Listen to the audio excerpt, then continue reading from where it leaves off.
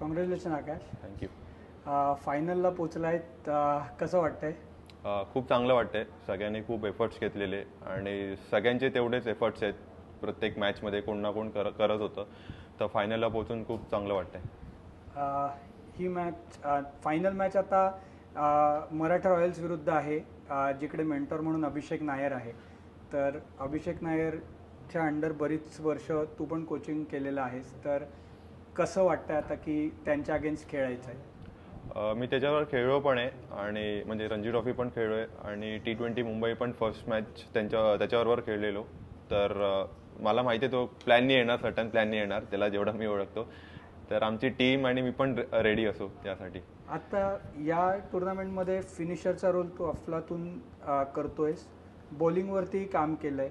म्हणजे आता तिकडनं रोहन राजे विरुद्ध इकडे आकाश पारकर अशी पण मॅच होणार आहे का मॅचमध्ये?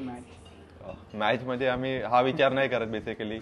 तो त्याच्या टीमला जिंकवायला बघतो, मी माझ्या टीमला जिंकवायला बघतो. मी जेवढं होईल तेवढं माझं बेस्ट द्यायला ट्राय करेन आमच्या टीमसाठी. आकाश, बरेच वर्ष मुंबईच्याही आत्ता चान्स मिळत नाही आहे, तर ही टुर्नामेंट तू कशा दृष्टीने बघतोयस की एक नवीन चान्स परत स्वतःला प्रूव्ह करायला? ही स्टेज खूप इम्पॉर्टंट आहे क्लब क्रिकेटर्सना किंवा ज्यांना कमबॅक करायचं आहे. सो एमसीनी परत आणून खूप चांगलं केलं आहे यंगस्टरसाठी आणि जे क्लब क्रिकेटर आहे बेसिकली, तर एक चांगली ऑपॉर्च्युनिटी आहे. मी बस प्रेझेंटमध्ये राहून मला जे चांगलं करता येईल मी ते ट्राय करतोय.